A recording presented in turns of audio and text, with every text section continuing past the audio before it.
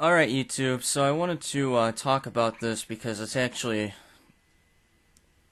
a topic I'm writing a book on, and by writing a book, I don't mean it's about to be published. Formatting's kind of a bitch on Microsoft Word. So what I'm going to have to do is muscle through it. I have a notepad file with basically everything on it. I just need to kind of do it in book format now. And I wanted to talk about my opinions on ghosts. This may be a rather long video because there's a lot. It's a loaded topic, to be honest. First, we have to establish,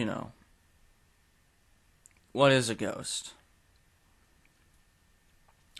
This video actually will tackle a couple different types of apparitions, but ghosts are essentially once living things in this physical realm that have passed on.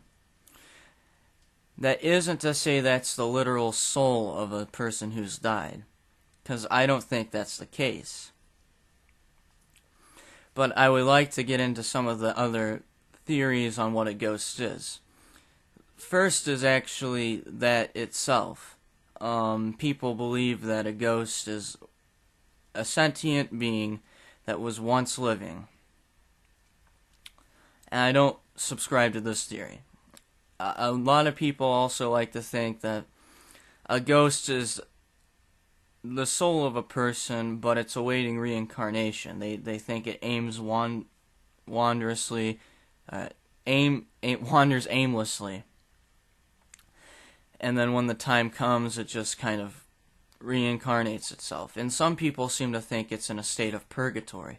In fact, I've seen a lot of Christians believe that this is what purgatory is. They think that it's another dimension that ghosts are just kind of awaiting judgment in, so they could go to either hell or heaven. My personal theory is this.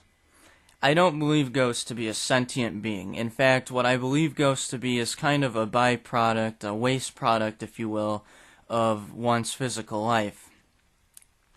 And I don't mean that in a bad way, because it's still an interesting phenomenon nonetheless. What I mean is, I use the analogy in my book of a drumstick. If you're familiar with drumming, if you're a drummer, or if you're just, you're familiar with it. Imagine if I was playing drums, but instead I took one of my sticks, right, and I started doing rim shots. But it's not like a not rim shot, but striking the rim, kind of like a reggae beat.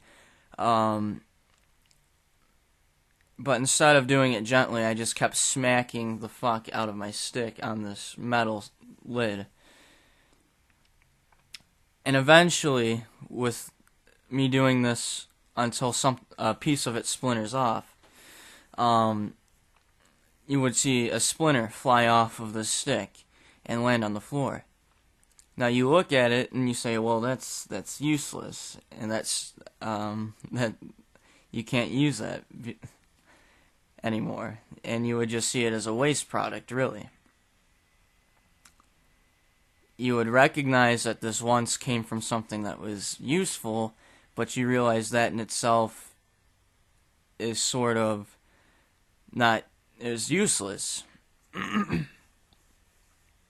So what I think it is that a ghost is a small little splinter off of your soul, and your soul is the rest of it, and it continues on, but this splinter is just kind of a fragment, sort of in remembrance of the sentient being it once was. And I had a discussion with my friend about 2 nights ago discussing this.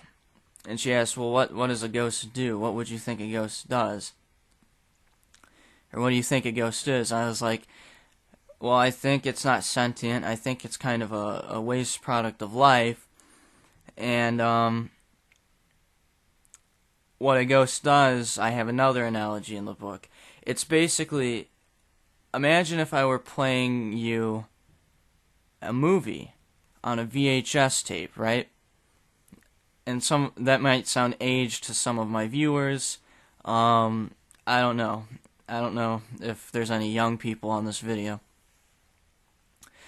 But then I told her, so we were going to watch a movie, and I put the VHS tape in, but instead of actually playing the movie from beginning to end in linear fashion, I rewound it, I fast forwarded it, and I would just play random segments from random scenes until that would kind of equate to the whole time the movie took to watch.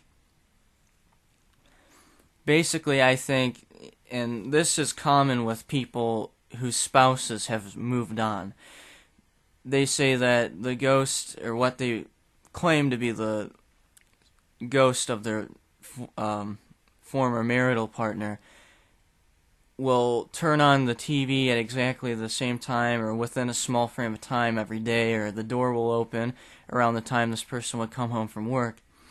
And I think those traits are very dominant in ghosts because there is a higher frequency of them doing those actions than something extraordinary. I doubt a ghost is going to, throw something across the room.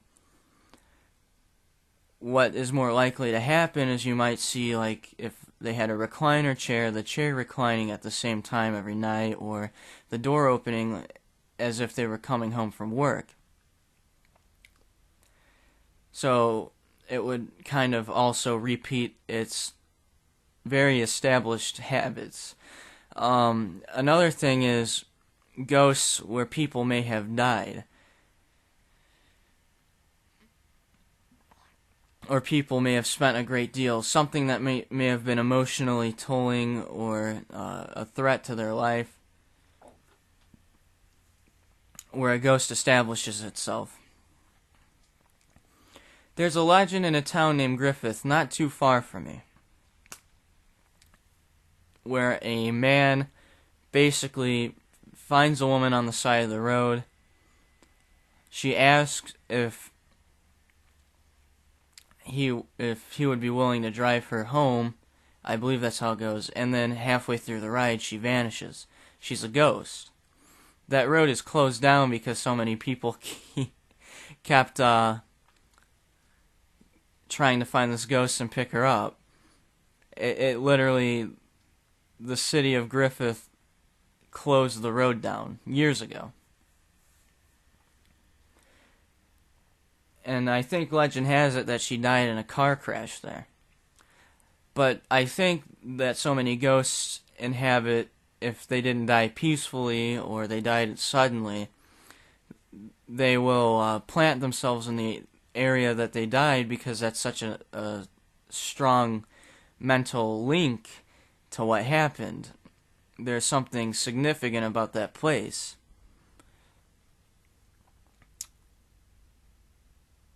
So I don't know if it's confusing to you, but if I got shot in the head right now, if someone ran downstairs and shot me in the head and I died, I'm willing to bet that the ghost of my former existence would be planted in this room forever.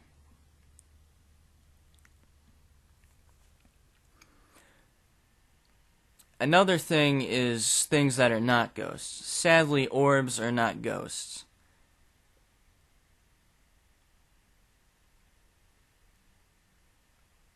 What I mean is, and I did this experiment when I was like 12. I took pictures of my room. Then I took a very dusty antique blanket from upstairs, swung it around my room, then took a picture. Lo and behold, it is filled with these orbs. I really do not think that orbs are ghosts. They're usually dust that gets like amplified in the camera's flash and water moisture. And also, there's a couple other things we need to tackle. What's an authentic ghost picture? There's a lot of murky waters to tread through once you're trying to find and collect accurate ghost pictures.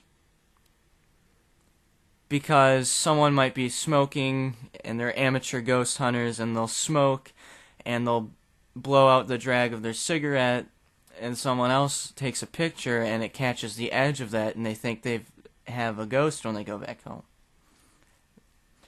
Or someone who is using a photo camera in the hand strap. This is a common one, by the way.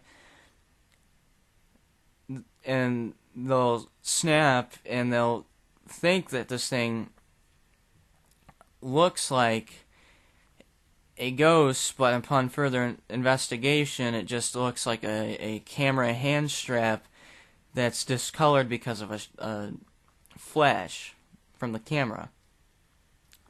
And I think people buy that this is a real ghost at first when they're doing the investigations and ghost hunting themselves, simply because they're in that mindset of constant, thrill. It might be scary, but they're also getting enjoyment out of it. And that's another thing. In pop culture now, and popular culture in most of the world, ghost hunting and ghosts in general are actually looked upon with excitement. This wasn't the case in ancient times. In ancient times, in ancient civilizations, the Celts, that's kind of where Samhain comes from, which we call Halloween. It revolves around the concept of seeing ghosts is not very good news, It's not very good news. They had different ways to remedy this, such as the Celts carving out turnips in hopes that it would scare and frighten the spirits, and dressing up as different creatures. But, Mesopotamia and ancient pagan tribes in Europe, they all saw ghosts as a bad thing. And this is linked to the concept of ancestral spirits. Because, if you're native to a region and the pagan family unit was the whole tribe, it wasn't like this Judeo-Christian, you have your mother, your father, siblings, aunts, grandparents, and that's about it. The pagans are like, we all share this land, we're all one big family, regardless if they're biological or not. So if they would see a ghost in their tribe or around the area, they would take this as something bad's about to happen, or as we're doing something wrong. And it was also seen that the ancestor spirit was not enjoying its afterlife. And this is kind of the concept we get at with funerals too, because in funerals, the ancient tradition was to have like an all-out funeral, so they would look down and be happy, and it would be kind of the best honoring after they passed on.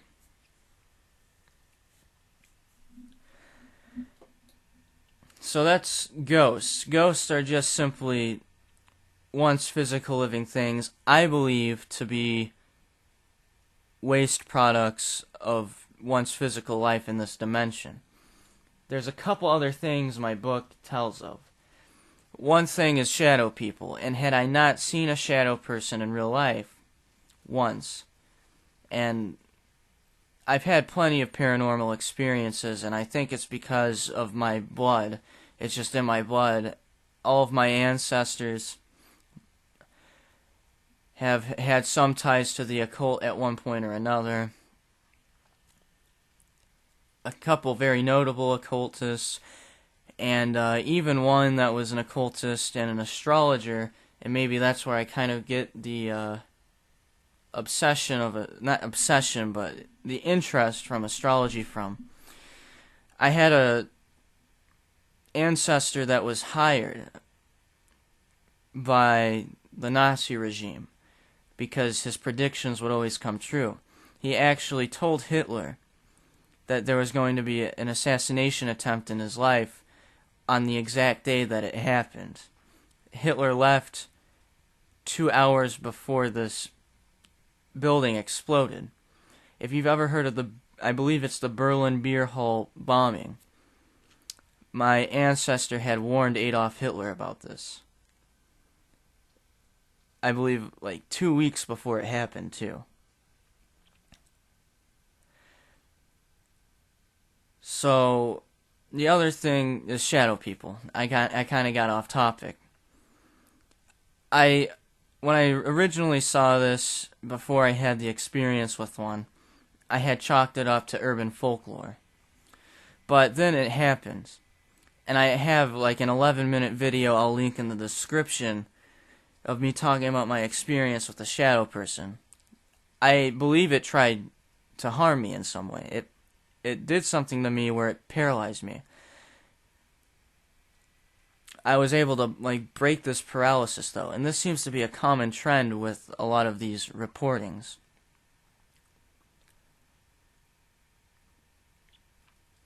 And another thing is other dimensional beings, such as the Scandinavian lore of elves and gnomes. They simply believe that this is a race, this is a sentient being, but they're from another dimension. And some people attribute to taking psychedelics to be able to go and see these beings. In fact, there's a huge surge of people claiming to see reptilian aliens under the influence of DMT. Some would chalk it up as, well, you're just hallucinating. But there's so many cases of these people on... my aunt told me of one time her friend smoked Salvia divinorum, the diviner sage, and actually saw two reptilian beings walk around his living room. And I've seen some other people talk about seeing them on DMT, so it kind of goes beyond the realm of coincidence and just plain old hallucination. There's something spiritual there.